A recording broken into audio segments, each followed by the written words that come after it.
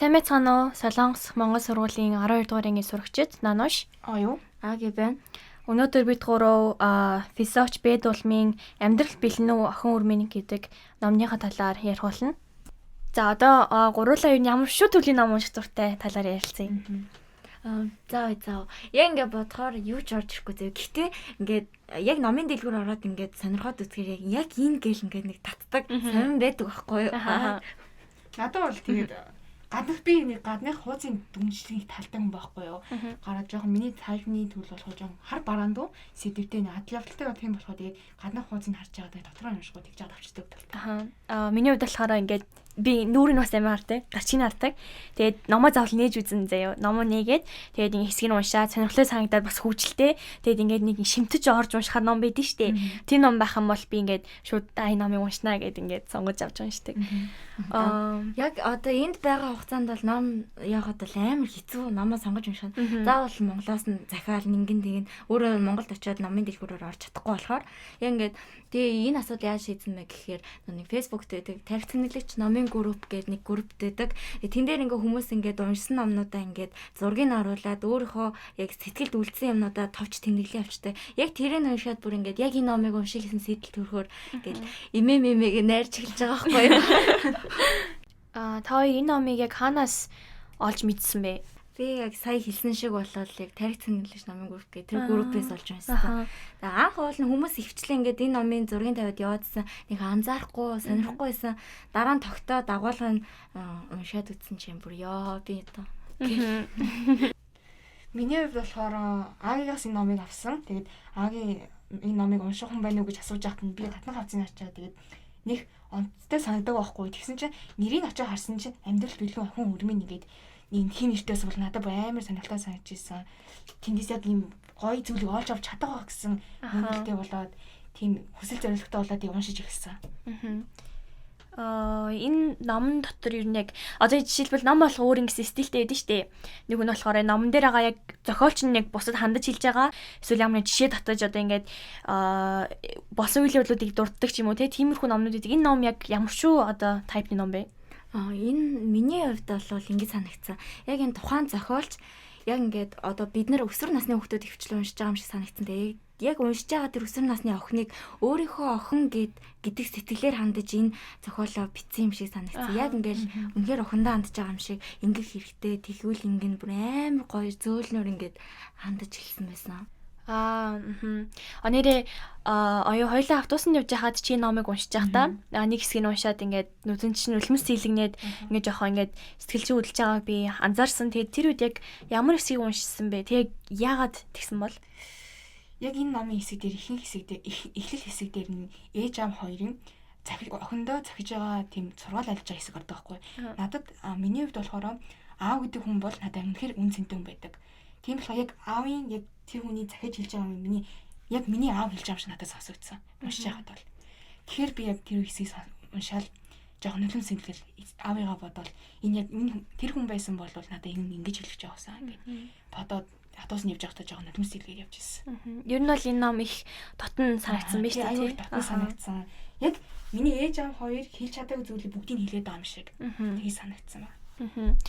Хүн болгонд ингээд уншсан номныхаа мэдээж амар дуртай таалагч хэсгнүүд нь шүү дээ. Би болохоор удаа тэгээ тодруулдаг ч юм уу тийх дуртай байхгүй юу? Харин та хоёрын хувьд одоо энэ номыг уншихад таалагч хэсэг нь яг ямар хэсэг байсан бэ? За яг ингээд асуухад толгоонд нэг энэ үг бууж ирж байгаа байхгүй юу? Тэгээ кофе гашуу эсвэл чихэрлэг байх нь чамайг хэрхэн утгаснаас бус чихэр хийх хэсгээс шалтгаалдаг гэд энэ үг шууд толгоонд бууж ирж байна. Би болохоор яг саяхан номыг уншиж дууссан болохоор яг нэг хэсэг амар ингэ сэтгэл зүртүүлсэн байгаа. 84 хуудасаас 110 дугаар хуудас хүртэл яг хайр дуулын хэсэг ордог хгүй. Яг өсвөр насны бидний хувьд бол аюу хэрэгтэй зүйл байсан. Тийм болохоор миний сэтгэлд аюу хүлцсэн байгаа. Яг чиний нас ахгүй юу? Тэр бол тэр хэсэг л амар таалагдсан бүр. Хүү ингээд ном уншихад ямар нэгэн зүйлийг суралцдаг гэж би боддог. Угаасаа тэгээд тухайн номноос шалтгаалаад ямар нэгэн зүйлийг өөр өнцгөөс харах ч юм уу эсвэл асуудлыг арай холоос хардаг ч юм уу тиймэрхүү зүйл суралцдаг. Харин та хоёрын хувьд болохоор энэ номыг уншихад ямар асуудал бэрхшээлээ даван туулахад тус болсон бэ? За өмнө нь олон ишлэлдээрээс уншижсэн өөрийгөө хайрлах хэрэгтэй, өөртөө дурлах хэрэгтэй, бусдыг хайрлахаас илүү өөрийгөө хайрлах сурах хэрэгтэй. Өөрийгөө хайрлах сурсан хүн бусдыг хайрлах сурдаг. Яг энийг амар олон уншижсэн ирнэ гэд ерөөсөө биелүүлдэггүй хэрэгжүүлдэггүй байсан. Тэгээ яг энэ номыг уншаад ингээд за би үнэхээр өөртөө л дурлах хэрэгтэй юм байна. Эхлээс авахлаа төгсгөл хүртэл би л өөрийгөө мэднэ, би л өөрийгөө яаж байгааг мэдэрнэ. Бусдаас илүү би өөрийгөө ойлгоно. Тэгэхээр өөрийгөө хамгийн ихэнд хайрлах хэрэгтэй. Тэгээ амар сайн ойлгосон. Тэгээд өмнөхөө бодвол бусдад гаргадаг сэтгэлээ эрц багасгацсан санагдсан. Тэгээд гэхдээ бусдыг хайрлахаа болоогүй л те энэ мэдээж зөв. Гэхдээ өөрийгөө хайрлахыг бол амар сайн ойлгож сурсан. Энэ дээр бүр амар гоё тайлбарлаад өгсөн байсан. Миний яг бас агитай үзлээ санал бас нэг чинь яг хайр дурлалын асуудлыг бол аюу гоё дэлгэрүүлээд тайлбараад өгсөн мөлий. Би болохоор хайр дурлалын асуудлыг зөвхөн одоо яг өөрийнхөө насны дээрээ өсвөр насныхаа бодлоор бодож явж байгаа. Гэсэн чинь яг тэр хэсгийг уншаад хайр дурлалын боддог бодол маань илүү тэлж өгсөн. Энэ чинь ийм учиртай байд юм байна, ийм зүйл байд юм байна гэд энэ бол аюу таалагддаг хэлсэн байна.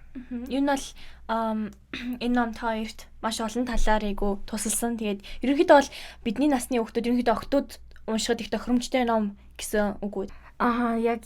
Гэтэ хүүгүүдэд бас зориулсан ном нь бэд юм байлээ. Амьдрал бэлнэ биш хүү минь гээд. Гэтэ би бас хүү болчиход тэр уншина гэж юу аах вэ? Охиныг нь уншсан. Охин бүр би бүр амар дурлсан энэ номонд. Ахиж унших бодол бол энэ бол байгаа. Энэ номыг одоо хүүхдүүдэд санал болгож байна уу? Ер нь бол санал болгож байна. Одоо яг өсвөр насны явж байгаа хүүхдүүдэд бол аюу их санал болгож байна. Өөрөө ингээд энэ хүү мэдээлэл одоо ингээд бүрдсэн би тодорхой хэмжээнд мэддэг гэж бодсон ч хамаагүй уншиж үзэхэд ер нь бол буруутахгүй. Яг би ч бас яг тэгж бодож исэн.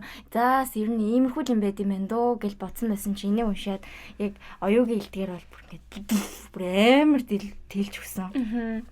Ер нь бол аав ээж харах үзэл бодол гэсэн өөрчлөгдөд илүү миний ном уншаад илүү хайлмаа санагдаж байгаа байхгүй. Яг энэ ном уншвал зөв миний аав ээж ингээд надад хэлсэн юм шиг санагдаж байгаа. Тэмүүлээд бүр илүү аав ээж хайрлаж хүндмээ санагдаж байгаа. Манай одоо подкастыг сонсож байгаа энэ номыг уншаагүй сонсогчдод зориулаад та хоёр энэ ном ямар хуу сэдвийг хөндөж өгсөн талаар хэлээд өгөөч. Ерөнхийдөө бол яг амьдрал ямар байдгийг хөндөж өгсөн байсан.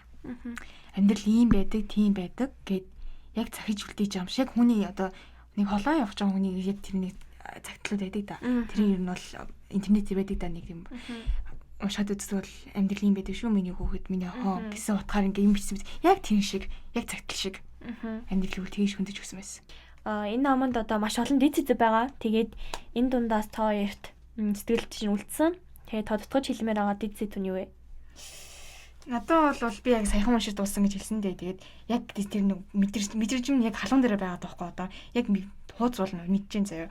47 дугаар хуудсын яг гарч ин аягүй надад их таалагдсан. Тэг өөрөө доош уншиж аягүй таалагдсан. Өөрийгөө зоржуулж чадсан эмэгтэй бол жинхэнэ хатга. Энэ бол үнхээр гайхалтай байсан санагдсан. Гоё байна. Nice. Би болохоор хүний амьдралд дэмий алгасан зам гэж байдаггүй энэ дэд сэдвийг сонгоно. Right. Энийг уншаад үзэхэд зүгээр амар гоё мэдрэмж авна. Миний хувьд бол амар тэгсэн. Одоо подкастаа тэгвэл та хоёр одоо номон дээр байгаа ямар үгээр хэлж дуусгамаар байна? За яг энэ үг л амар таалагдсан. ертөнцийн 100 хүн мэдлэхэд 99 сайн сайхан амьдрах гэж тэмүүлдэг. Бол ердөө нэг нь бусдыг сайхан амьдруулах гэж төрдөг. Та хоёр одоо энэ номыг ярихаа надад энэ номыг унших их сэтэл маш их төрж гин. Тэгээд номыг ингээд эргүүлээд харахад надад энэ нүдэн дэх тусаад үнэхээр таалагдлаа. Тэгэд энийг зөвхөн октодоо гэлтгүү энэ подкаст бүх сонсогчтой хандаж хэлмээр байна.